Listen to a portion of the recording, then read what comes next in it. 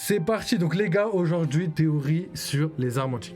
Donc on en a déjà parlé sur la chaîne, mais il était nécessaire de faire une grosse vidéo pour détailler chaque point et donner toutes les informations qu'on a recueillies depuis la précédente vidéo qu'on avait faite sur les armes antiques. Et du coup, on va l'actualiser. D'ailleurs, cette théorie, juste avant que je commence, je voulais dire qu'elle était en adéquation avec d'autres théories de la chaîne. La théorie de Luffy dans l'espace, qui va arriver plus tard. La théorie des nerfs, j'en dis pas plus, mais elle va arriver aussi plus tard. Et aussi la théorie du One Piece. Donc voilà, c'est toutes les théories qui se rejoignent en une seule gigantesque théorie. Et nous, aujourd'hui, on va se concentrer sur les armes antiques. Et à la fin, peut-être quand j'aurai fait toutes les théories sur ce que je viens de vous citer, peut-être que je ferai une vidéo énorme avec vraiment le One Piece. Qu'est-ce que le One Piece, tu vois, avec plein d'informations. Donc aujourd'hui, on va parler des armes antiques. Donc, on va parler déjà des informations qu'on a sur les armes antiques. Les armes antiques, c'est quoi? Donc, c'est des armes qui ont été utilisées pendant le siècle oublié pour éradiquer, pour détruire le monde entre guillemets. En tout cas, c'est les sous-entendus que chaque protagoniste a dit en parlant des armes antiques. Donc, nous, on sait aujourd'hui que Poséidon, qui se situe sur l'île des hommes poissons, est une arme antique. Elle a le pouvoir de parler aux rois des mers et les rois des mers, eux, ont le pouvoir de contrôler les mers.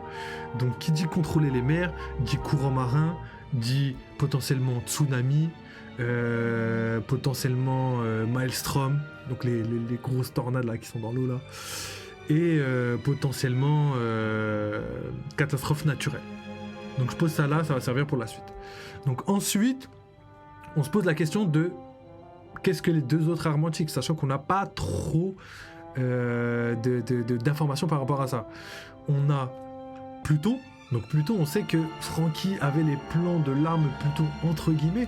Je dis bien entre guillemets parce que y a une phrase qui me fait tilter dans les paroles de Franky, dans les paroles de Tom, qui dit qu'en fait les plans qu'ils avaient ont été conçus pour pallier aux armes antiques. C'est-à-dire qu'elle a été conçue au cas où quelqu'un utiliserait les armes antiques ou arriverait à réveiller les armes antiques, et cette arme que Franky a pourrait servir à contrer justement ce type de puissance.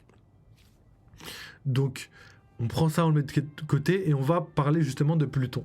Pluton, on sait juste qu'il est à Wano. C'est la dernière information qu'on a eue à Wano, c'est que Pluton est sous Wano.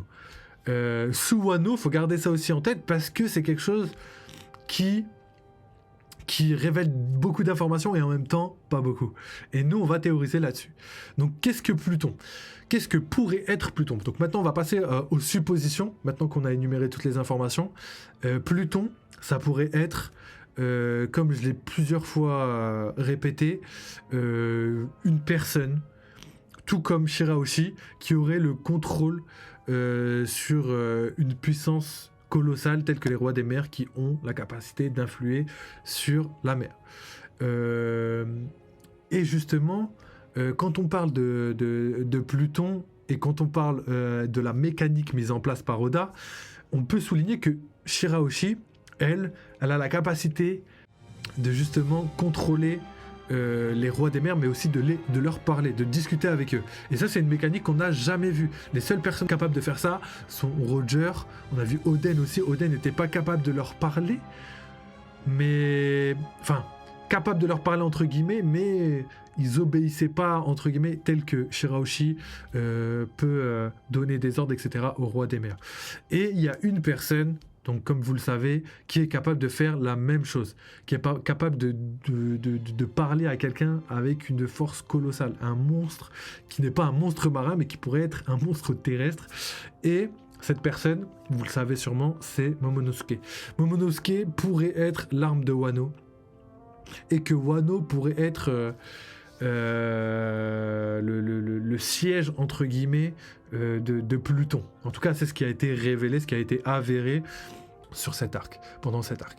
Et du coup, quand on voit ça, on peut se poser plusieurs questions. On peut voir les similitudes qu'il y a entre le peuple des hommes poissons et le peuple de Wano. Et ça, c'est important de voir ça parce que ça nous donne énormément d'informations sur la troisième arme, sur la potentielle troisième arme. Donc, quelle similitude il y a entre les deux îles?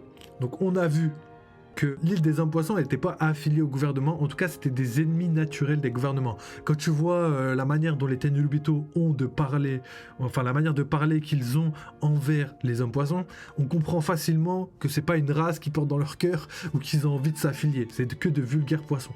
Vu que cette île n'est pas affiliée au gouvernement mondial, qu'elle a été affiliée que récemment, hein, c'était récemment, pas il y a 800 ans, c'était vraiment récemment grâce à la reine Otohime. On peut dire la même chose de Wano, sauf que Wano, c'est obvious, tout le monde le sait. Wano n'est pas affilié au gouvernement, ils ont une puissance militaire suffisamment grande pour pouvoir se défendre eux-mêmes. Wano, ce qui est bien, c'est là-bas qu'ont été créés les poneglyphes. Donc on a une certitude qu'il y a eu un lien entre les dits, entre les tisseurs de l'histoire, entre les personnes qui racontent l'histoire du siècle oublié, donc les ennemis des dragons célestes, et Wano, enfin...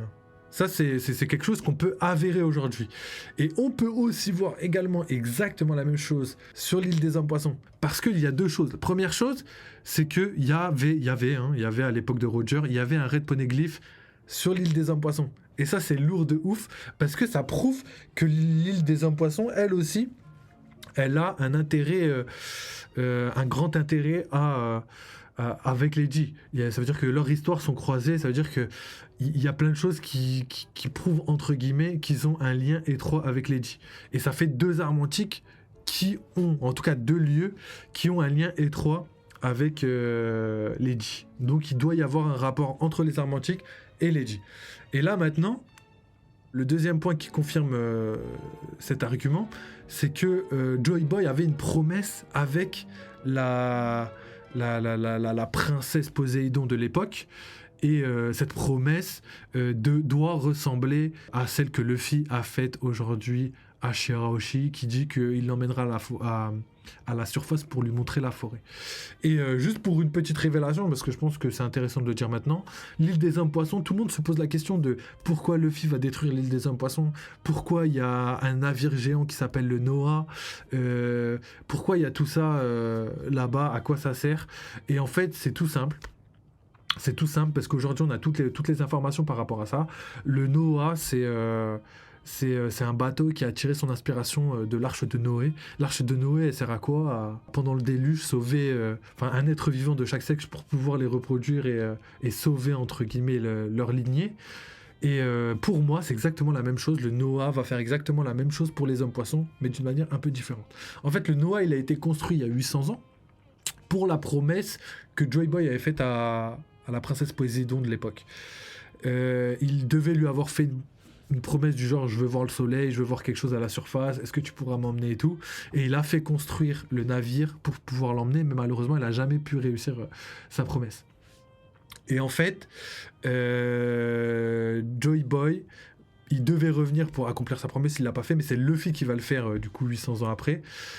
En fait, le bateau va servir à emmener tout le peuple de l'île des hommes poissons.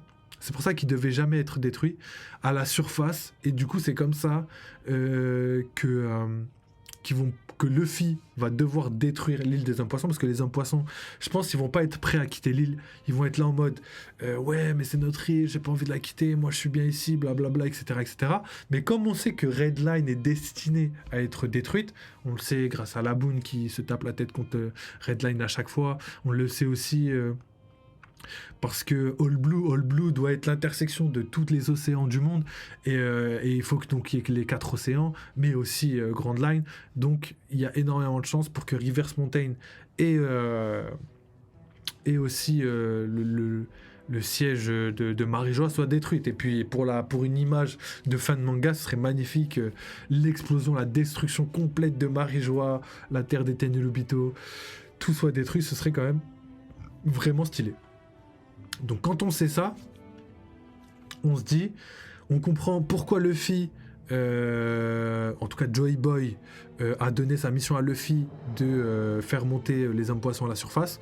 On comprend comment il va faire pour faire monter les hommes poissons, et on comprend aussi tout ce qui va servir en fait pour la fin du manga. On comprend pourquoi Shirley avait vu cette vision et que Luffy dans tous les cas allait venir sur cette île pour détruire les hommes poissons, enfin l'île des hommes poissons, je préfère dire ça parce que sinon c'est abusé. Et du coup on comprend facilement que tout ça va être lié et va servir à la fin du manga. Donc tout ça, si je vous ai dit tout ça, c'est pas pour rien, c'est parce que justement il va y avoir des liens avec Wano, mais avec aussi une autre île qu'on va aborder juste après. Pour en revenir à ce qui va se passer à Wano, on sait que Wano, il y a le fait qu'ils veulent ouvrir ses portes. Ouvrir ses portes, qu'est-ce que c'est que ouvrir ses portes? Qu'est-ce que ça veut dire? En fait, il y a le côté littéral, on va dire, le côté métaphorique, et il y a le côté aussi physique, c'est-à-dire ouvrir une porte, tu ouvres et c'est ouvert, tu vois, t'as capté. Et du coup, si je vous dis ça, c'est parce que rappelez-vous de où se trouve le vieux Wano. Le vieux Wano se trouve vraiment à la surface, donc enfin, pas à la surface, mais plutôt au fond de la mer qui entoure Wano, donc vraiment tout en bas de Wano, et c'est vraiment au niveau de la mer. Et du coup, ça c'est important, parce que justement, ouvrir les portes de Wano voudrait dire détruire toutes les portes qui entourent, toute la muraille qui entoure Wano, pour justement prendre le contrôle, justement laisser les gens entrer et ils le font pas parce que quelqu'un pourrait prendre le contrôle. C'est ça que je voulais dire. Et du coup, ouvrir les portes de Wano, c'est quelque chose qui va être réalisé, c'est quelque chose qui a été teasé. On a vu Momonosuke au dernier moment ne pas ouvrir les portes de Wano pour une raison très spéciale, parce qu'il attendait quelque chose de très précis, parce qu'il a lu le journal de son père, et que dans le journal de son père, il y avait des informations qu'on doit pas avoir. En tout cas, quelques informations qu'on doit pas avoir. Et en sachant ça, on sait que comme Luffy doit revenir à l'île des hommes poissons, Luffy va devoir revenir à Wano pour ouvrir les portes. Donc voilà, là vous commencez à comprendre où je veux en venir. C'est-à-dire que Luffy a une mission très importante de revenir à 2 endroits très précis du Nouveau Monde pour accomplir une mission de type destinée. C'est-à-dire c'est la destinée. Ouvrir Wano depuis 800 ans, c'était écrit à Raftel sur le Rio Poneglyph, donc le dernier Poneglyph, et la promesse de Joey Boy à la première princesse Poséidon, elle aussi c'est une promesse vieille de 800 ans.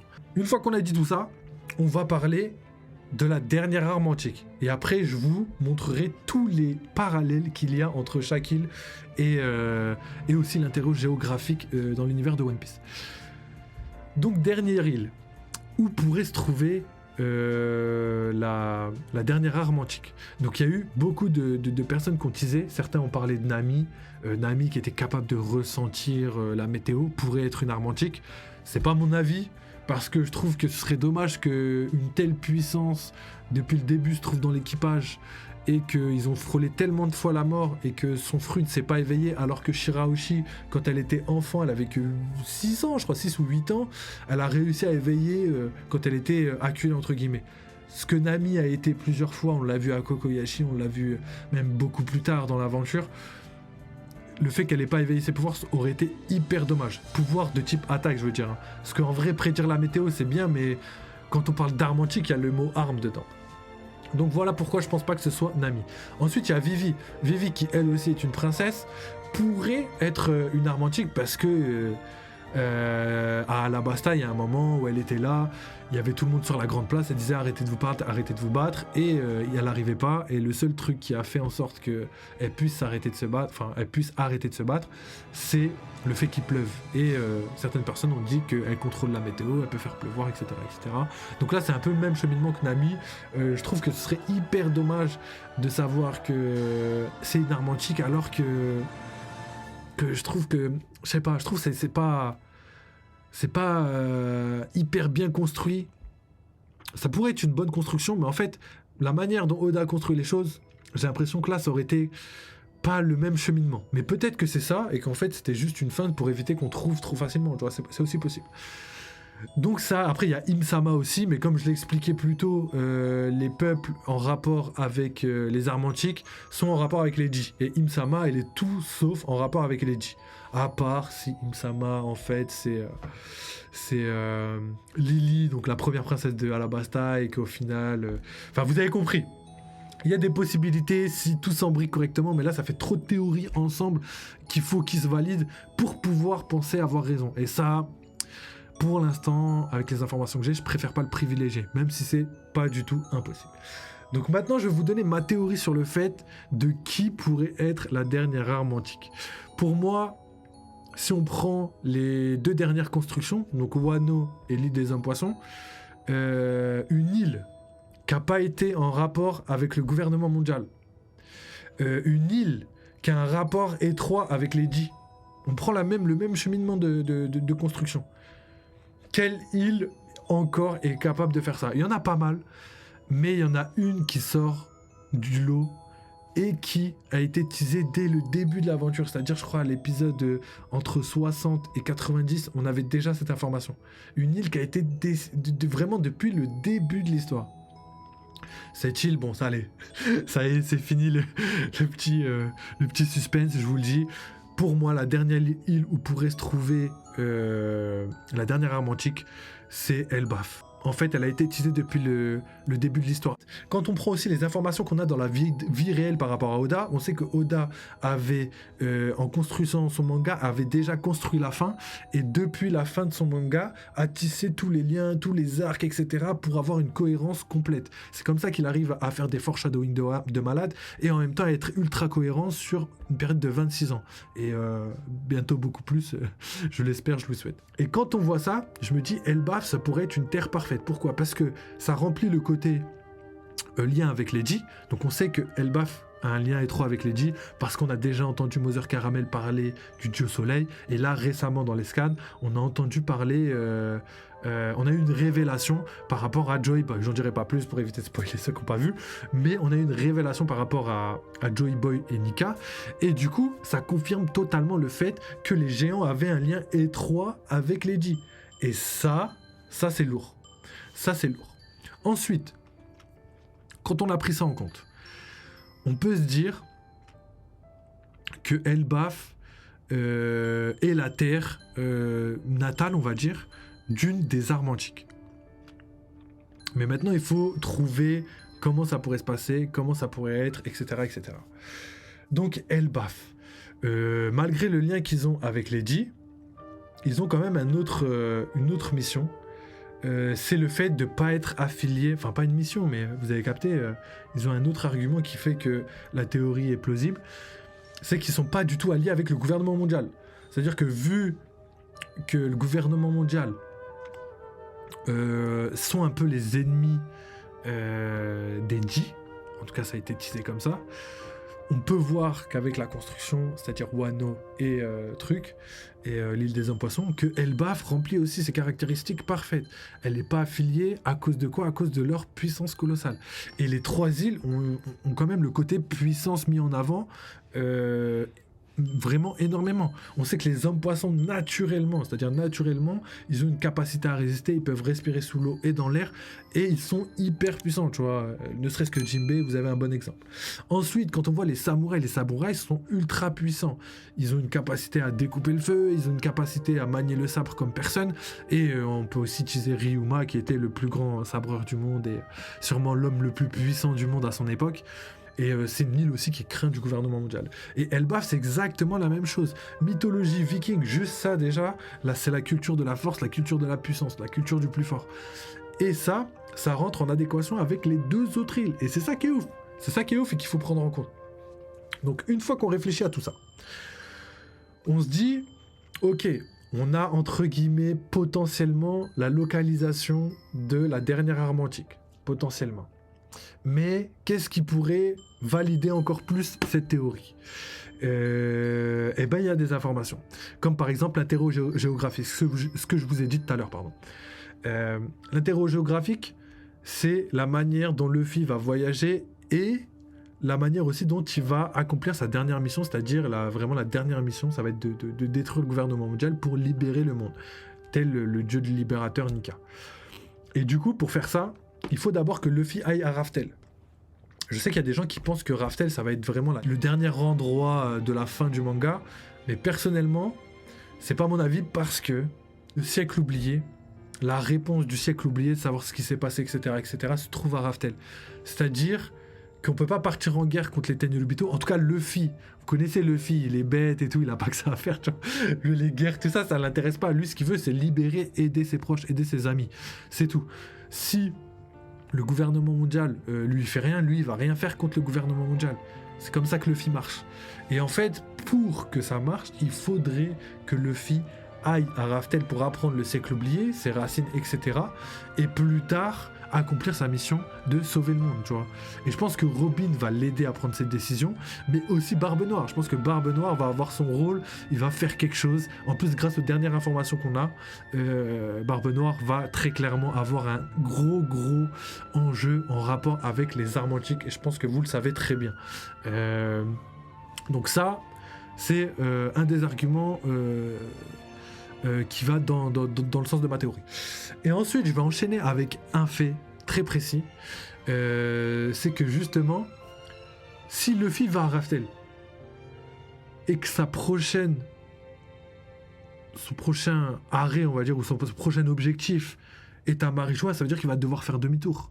Il va pas se retaper tout Grand Line et tout. Oda, on sait qu'il veut finir vite son manga. Ça m'étonnerait, Luffy va sortir pour recommencer Grand Line. Donc il va faire demi-tour. Et quand il va faire demi-tour, qu'est-ce qui va se passer ? Eh ben, il va passer par tous les endroits prévus pour accomplir sa mission, tout simplement. On sait qu'il doit ouvrir Wano, on sait qu'il doit ouvrir... Enfin, pas ouvrir, mais plutôt sauver, déplacer les hommes poissons. Donc clairement, ça veut dire que tout concorde. C'est-à-dire qu'il passe par Elbaf, il passe par Wano, il passe par l'île des hommes poissons avant d'arriver à la Grande Guerre, New Marineford, etc., etc., etc. Et ça... je trouve ça ultra bien pensé. En termes de géographie, vous connaissez Oda, regardez la manière dont il construit ses îles, etc. Tout est calé minutieusement pour que ça puisse être un avantage et un inconvénient, tu vois, pour le déplacement des Mugiwara et tout, tu vois. Donc ça, moi, je trouve ça légendaire et je trouve que ça concorde parfaitement avec sa manière de penser au niveau géographique. Donc pour moi, Elbaf, ça va être la zone à venir. En plus, avec les informations qu'on a dans le dernier scan, on sait qu'à Wano, pas Wano, pardon, mais à Elbaf, il y a des trucs à faire, quoi. Il y a le dieu soleil est attendu depuis des centaines d'années, si je puis dire. Donc pour l'instant, même avec les informations qu'on a aujourd'hui, ma théorie que j'ai faite il y a plus de 6 mois, plus que ça, elle tient encore debout. Et c'est ça qui me conforte un petit peu dans cette idée. Même si, comme je le dis à chaque fois, les gars, c'est que mon avis. Évidemment, ça se trouve, je me trompe complètement, ça se trouve, je suis complètement à côté. Mais en tout cas, j'aurais théorisé, et pour l'instant, force est de constater qu'il y a quand même des informations qui tiennent toujours debout. Donc voilà. Ensuite, maintenant qu'on a parlé de tout ça, on va discuter... doucement. On va discuter de la dernière personne qui pourrait être l'arme antique. Parce que c'est vrai, on parle d'arme antique, on parle de localisation, on parle de preuves et tout concrètes par rapport à la construction. Mais maintenant, parlons de la personne qui pourrait incarner cette arme antique. Dans la dernière vidéo que j'ai faite, je pensais intimement que c'était un dieu Az, c'est-à-dire un dieu asgardien.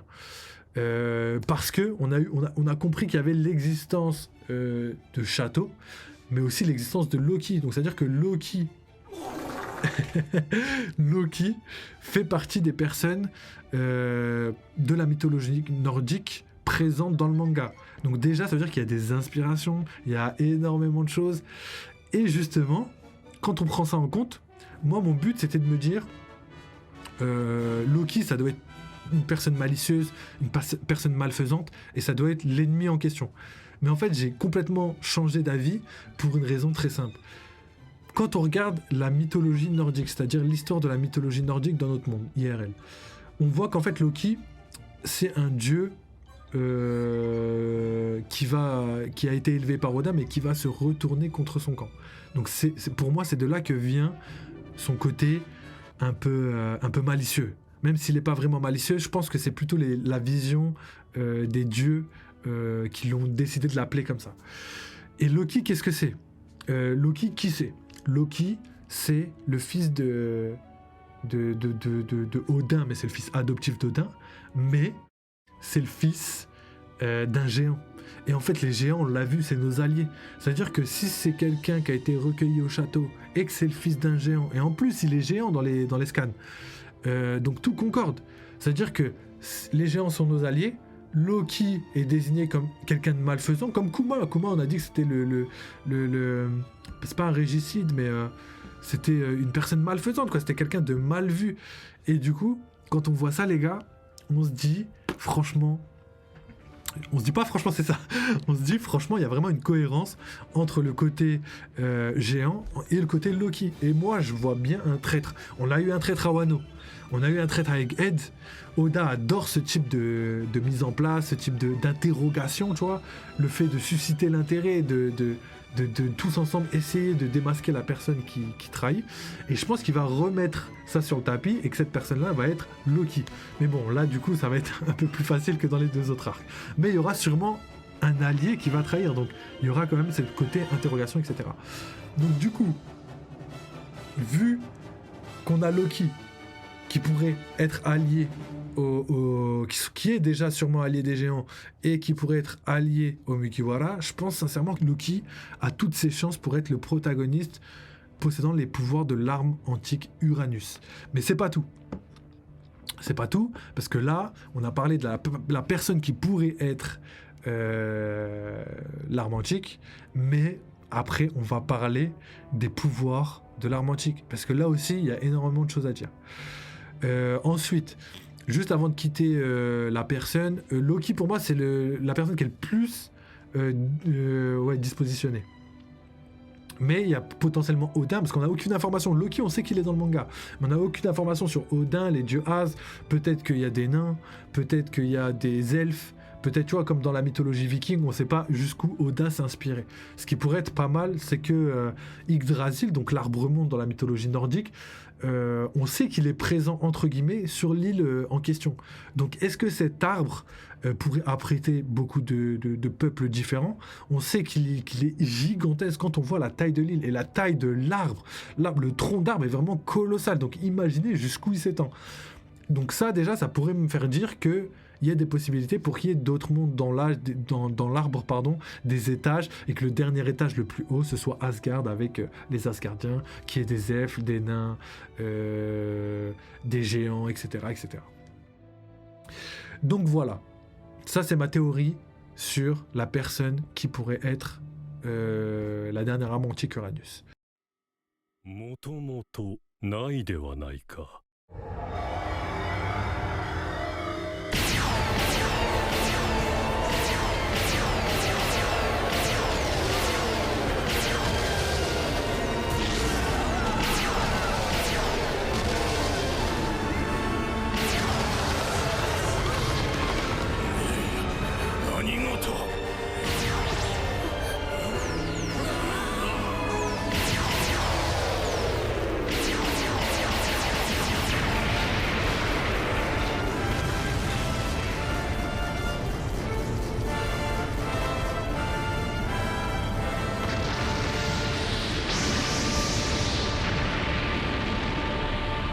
Ensuite, une fois qu'on a ça en tête, on va parler des pouvoirs. Quels pourraient être les pouvoirs de cette arme antique?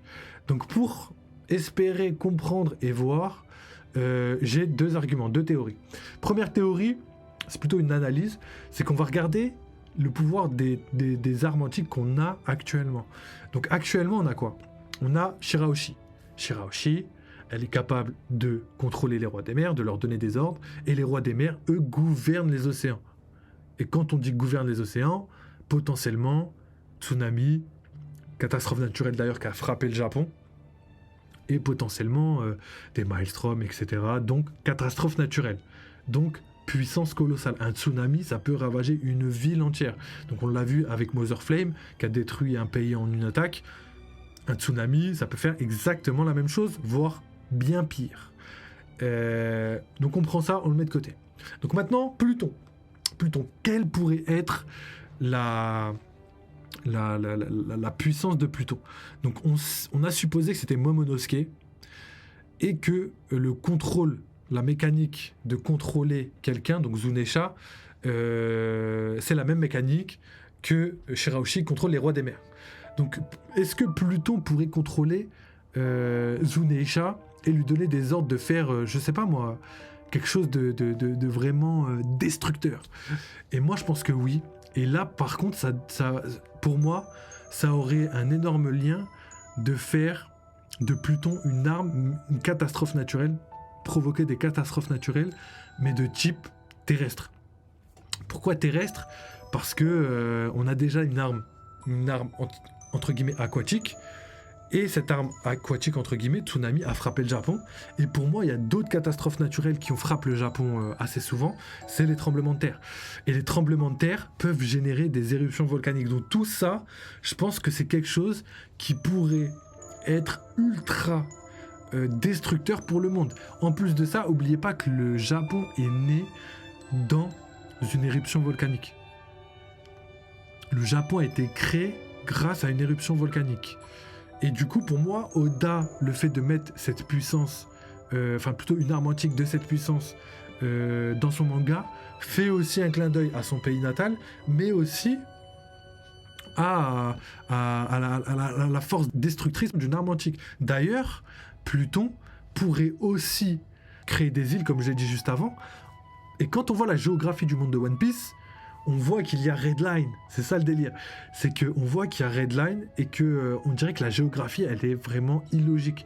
Elle n'est pas naturelle et on dirait qu'elle a été construite. Et Redline aurait très bien pu être construite grâce à Pluton. Grâce à des éruptions volcaniques spéciales, etc., etc. Donc on peut théoriser sur énormément de choses. Donc, let's go. Quand on a ça en tête, on peut discuter de plein de choses, mais pour moi, je pense sincèrement que le mont Fuji, les volcans et Zunesha, il y a un lien étroit. Donc pour moi, Pluton, ce serait une arme antique type terrestre, comme Pluton. Pluton, c'est une planète où il n'y a que de la Terre, et Pluton représente Hadès dans la mythologie romaine.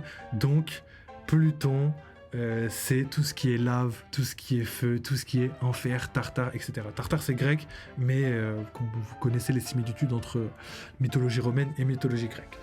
Donc on continue, parce qu'on a parlé justement des liens qu'il y a entre les armes antiques, entre le monde réel et la manière dont Oda voit les choses, mais on va parler de la dernière île, l'île d'Elbaf, et potentiellement Loki. Loki au service de Odin, entre guillemets. Et du coup, je me dis, Loki, qu'est-ce que ça pourrait être? Si on prend la même construction qu'on a eue précédemment, il faudrait que ce soit quelque chose qui puisse toucher le Japon, entre guillemets, pour que ce soit une cohérence, entre guillemets. Il faudrait que ce soit quelque chose dans le ciel, parce que Uranus, c'est Uranos, mythologie romaine, mais aussi mythologie grecque, et les deux, c'est les dieux du ciel, etc., etc. Donc, il faudrait que ce soit quelque chose en lien avec le ciel.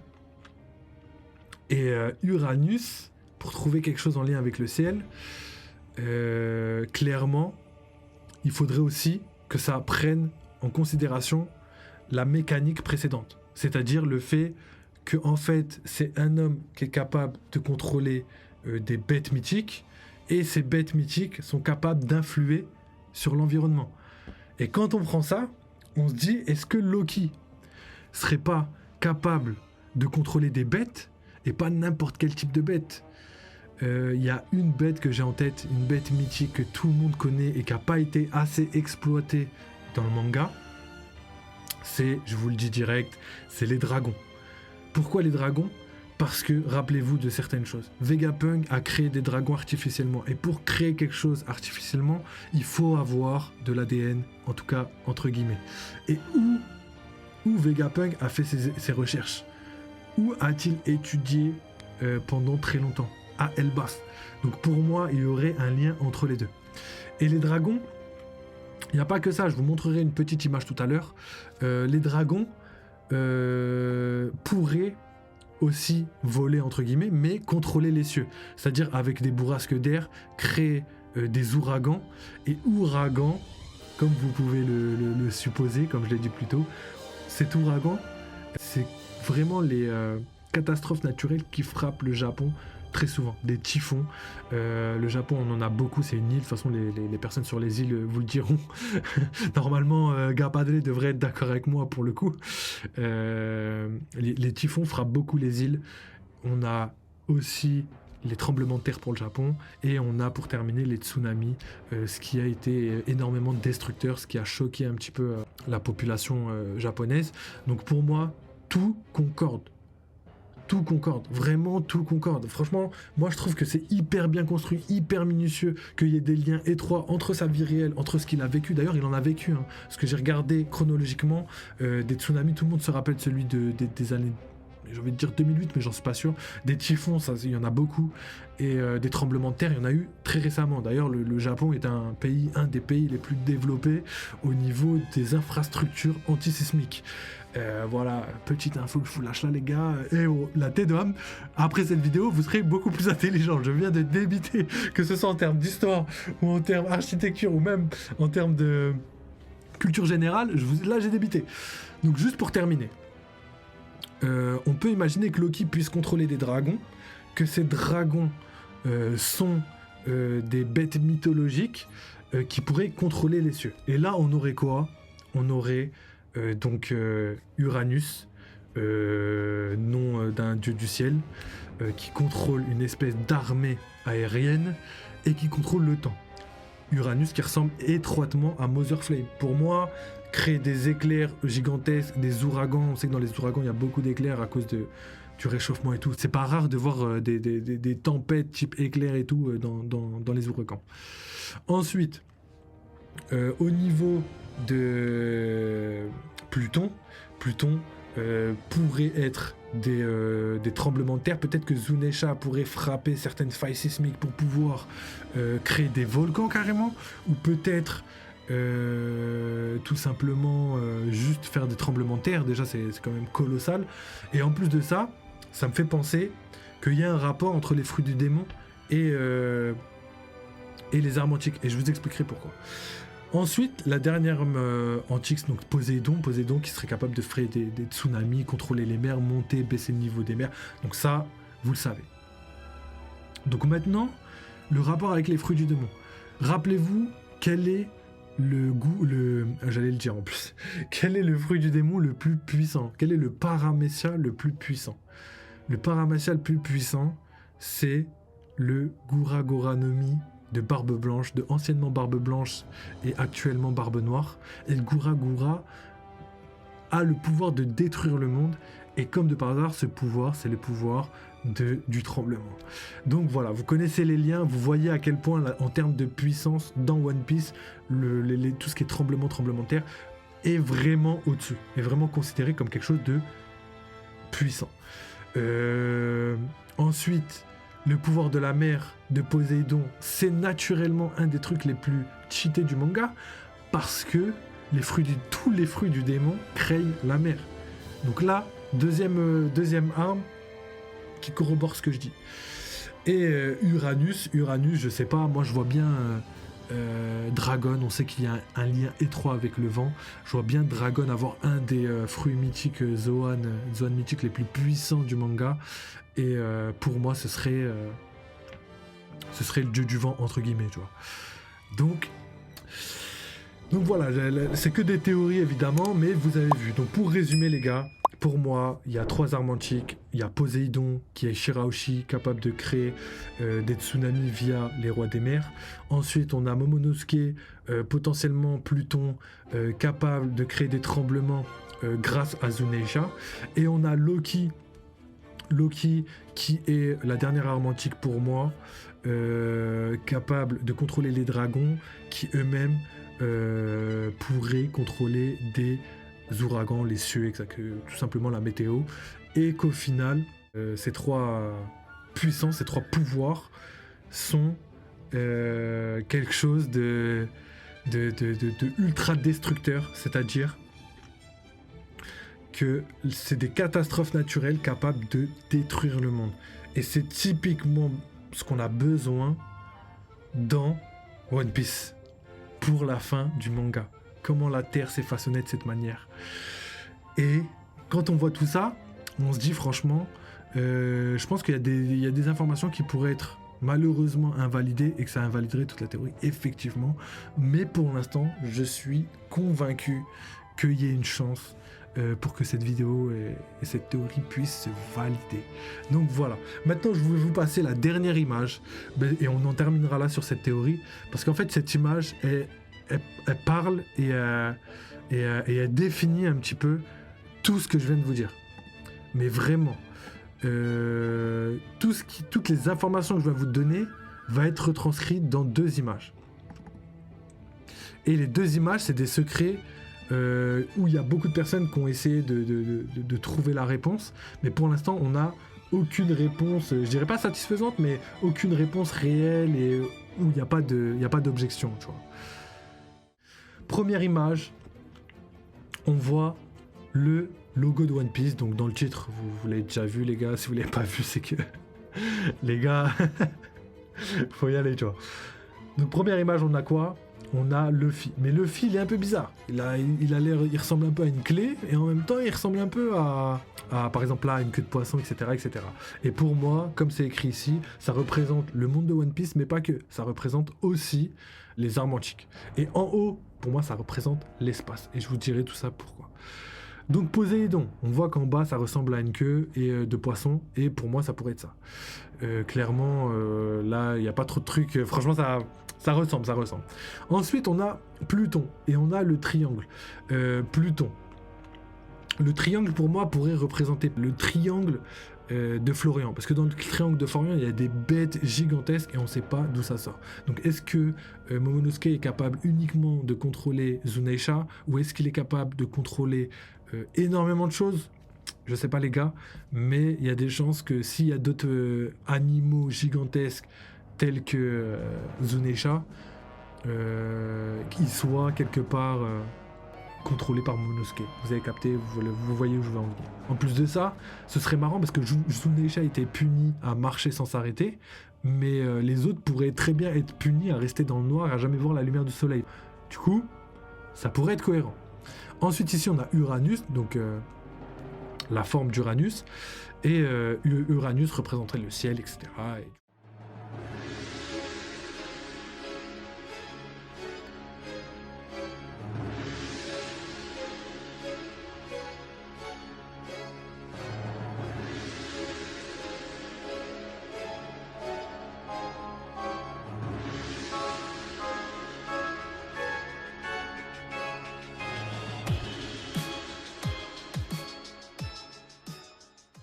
En haut, l'espace, et je vous expliquerai pourquoi. Donc ici, on a Reverse Mountain et le Nouveau Monde. Donc pour moi, ici, ce serait le paradis. Donc le paradis, on appelle la première partie de Grand Line parce que comparé à la deuxième, c'est le paradis. Donc la première moitié de Grand Line, ce serait représenté en plus de la queue de poisson, etc., par cette partie-là. Ici, Marie-Joie. Et après le Nouveau Monde, qu'est-ce qu'il y a ? L'espace. L'espace en rapport avec ma théorie de Luffy dans l'espace. Donc ça, c'est un petit teasing pour la prochaine fois, vous inquiétez pas. Je vous expliquerai tout en détail. Et pour les curieux qui veulent absolument voir en avance, j'ai fait une vidéo qui s'appelle Roadstar. Et je pense qu'il y a pas mal d'informations là-dessus. Voilà pour cette image. Vous comprenez un petit peu. Peut-être que Oda a mis dans son titre le secret total du One Piece et le déroulé total du One Piece. Et ce serait tellement légendaire de sa part, parce qu'au final, il aurait tout teasé, et nous on serait là en mode « Ah ouais, mais le mec est trop fort quoi ». Donc là je vais juste changer d'image, juste pour récapituler. Du coup, ces 3 images, enfin plutôt, cette image représente les 3 armes antiques, plus le cheminement que Luffy va devoir faire pour arriver jusqu'à ses fins. Et peut-être que sa fin consiste à aller beaucoup plus loin que juste la Terre. Peut-être que l'espace pourrait être quelque chose de potentiel. Et pour terminer, c'est la dernière image, et après ce sera fini de cette théorie. Cette image, c'est l'image de Im-sama qui regarde le chapeau gigantesque qu'on peut trouver à Marie-Joie dans les chambres froides. Et Oda nous a calé quelques petites informations qui corroborent les théories qu'on a eues. Donc ça pourrait être quelque chose de vraiment bien fait. Regardez cette image. Ici, on a une image normale, mais comme vous pouvez le voir, j'ai entouré certaines parties. Et si je les ai entourées, c'est pas pour rien. C'est parce que justement, qu'est-ce que représentent ces images ? Elles représentent exactement tout ce que je viens de vous dire. C'est-à-dire que ici, on a une vague qui peut rappeler assez facilement Poséidon. Ici, on a un volcan qui peut facilement rappeler Pluton. N'oubliez pas le rapport qu'il y a entre Pluton. Pluton, c'est Hadès dans la mythologie romaine. Pluton, c'est la lave, c'est l'enfer, c'est la chaleur. est-ce que j'ai besoin réellement d'en ajouter après tout ce que je viens de débiter? Et là, donc juste ici, on a une dernière partie qui pourrait représenter une espèce de queue de dragon. Donc est-ce que c'est ça ou est-ce que c'est autre chose? Évidemment, ça pourrait être totalement autre chose. Mais force est de constater qu'on a quand même quelque chose d'assez long et fin. Peut-être un serpent, hein, je sais pas. Hein. Un serpent volant, hein, tel que dans la mythologie maya. Tu vois, on sait que le siècle oublié a été une inspiration de la mythologie maya. On le sait parce que justement, on a plein d'informations par rapport à ça. Mais pour moi, il y a vraiment du sens dans cette image. J'ai vraiment l'impression que c'est possible. Donc les gars, j'ai oublié un petit truc. À Skypiea, dans le flashback de Calgara et Norland, à un moment, il y a un sacrifice humain. Et ce sacrifice invoque 4 dieux. Et les dieux en question sont le dieu de la terre, le dieu de la forêt, le dieu de la pluie et le dieu du soleil. Et c'est pour ça que dans la photo que je vous ai montrée avec Im-sama, il y avait le chapeau de paille plus la banderole en bas des 3 armes antiques. Parce que, d'après moi, ces 4 personnes sont considérées comme des dieux. Et Luffy, vous le savez, c'est le dieu du soleil. Momonosuke serait le dieu de la terre. Le dieu de la forêt pourrait potentiellement être Shirahoshi. En fait, les deux là, j'hésite. Dieu de la forêt, parce que le rêve de Shirahoshi, c'est de voir la forêt. Mais en même temps, Loki, il vit à Elbaf. Et Elbaf, c'est une forêt gigantesque, un arbre gigantesque. Donc ça pourrait être le dieu de la forêt. Et le dieu de la pluie, ça pourrait être aussi Loki, parce que la pluie, ça tombe du ciel. Et c'est l'élément de Shirahoshi, donc l'eau. Donc les deux, on n'a pas de personnes concrètes. Mais les deux pourraient très bien être l'un ou l'autre. Donc il y a un lien entre Luffy et les autres dieux qui pourrait être hyper bien fait. Et ce lien-là, c'est simple. C'est que Luffy... Le pouvoir de la libération des peuples, ce serait un pouvoir transmis par la volonté et pas par les liens génétiques. Alors que les armes antiques, elles pourraient être un lien transmis, mais que de génération en génération. Ça justifierait le fait que Oden puisse entendre les voix, etc., etc. Et pareil pour Roger, qui n'a aucun lien de parenté avec Luffy, pourrait entendre les voix. Donc Roger, Oden, Momonosuke,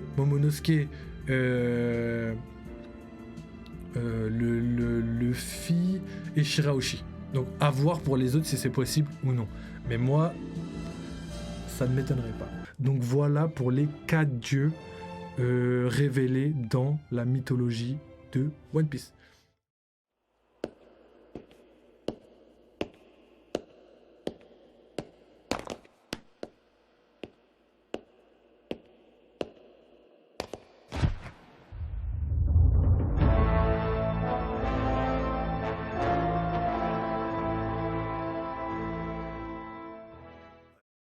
Donc pour le petit résumé de la fin, pour la conclusion, pour moi, on a les 3 armes antiques. Les 3 armes antiques se situent sur l'île des Hommes Poissons, sur Wano et sur Elbaf. Géographiquement, c'est parfait pour pouvoir faire demi-tour après avoir vu Raftel et revenir jusqu'à Marineford, New Marineford, pour la guerre finale. Ce sera la première étape parce qu'après, il faut escalader Red Line et arriver au royaume des Tenryubito pour affronter les Chevaliers Divins et Im-sama, qui potentiellement aura fait une alliance avec Barbe Noire. Mais ça, on en discutera plus tard. Ensuite, l'identité des personnes. L'identité des personnes, on l'a dit, Shirahoshi, Momonosuke, qui contrôle Sunesha, et Loki, qui pourrait potentiellement contrôler des dragons. Et Poséidon, je ne l'ai pas dit, mais qui pourrait contrôler les rois des mers. Enfin, qui contrôle les rois des mers actuellement. Et leur pouvoir serait des catastrophes naturelles les plus puissantes et les plus dévastatrices connues aujourd'hui. Ces catastrophes, je vous les cite, les tsunamis, les maelstroms. Pour Poséidon. Pour Pluton, ce serait tremblements de terre et potentiellement les éruptions volcaniques. Et pour Elbaf, donc pour Loki, ce serait les ouragans, les typhons, etc., etc. Donc là, on aurait donc une arme antique contrôlant le ciel, une arme antique contrôlant la terre et une arme antique contrôlant le milieu aquatique. Et d'ailleurs, on pourrait se dire, ouais, mais Shanks, il contrôlait le baf, pourquoi Pourquoi il y aurait des personnes plus puissantes que Shanks sur Elbaf? C'est complètement incohérent et tout, mais non. S'il y a une arme antique sur Elbaf, Shanks il va rien faire parce que l'arme antique elle va te détruire l'île entière. Et ça faut y penser, et ça c'est stylé. Et ensuite peut-être que l'arme antique, vu que c'est Loki et qu'elle est contrainte de faire ça contre son gré, ce serait grave stylé que Shanks ne veuille pas l'attaquer parce que c'est quelqu'un de gentil. Il va pas tuer une arme antique juste parce que c'est une arme antique. Il faut tuer quelqu'un parce qu'il faut le faire, tu vois. C'est pas un enfoiré, Shanks. Donc voilà, je m'arrête sur ça pour cette vidéo, les gars. J'espère que vous avez kiffé la théorie. En vrai, j'ai débité. Merci d'avoir suivi. On se retrouve très bientôt. Oubliez pas, il y a plein de choses qui arrivent sur One Piece. Mais pas que. Il y a aussi des choses où on essaye de se diversifier. J'espère que vous allez kiffer. Mais voilà, c'était ma grosse théorie sur les armes antiques. Et c'est pas fini. Je vous tease la théorie de Luffy dans l'espace, la théorie des nerfs. Je vous en dis pas plus parce qu'il y a beaucoup d'informations. Je préfère pas vous dire maintenant. Et d'autres théories qui vont arriver très très vite, comme le pouvoir de Barbe Noire, Im-sama, etc., etc. Et après, la conclusion totale sur une grosse théorie qui va regrouper toutes les théories que je n'ai jamais faites sur cette chaîne. Donc voilà les gars, merci beaucoup. N'oubliez pas, vive One Piece, vive les jeux vidéo. Ciao les mecs.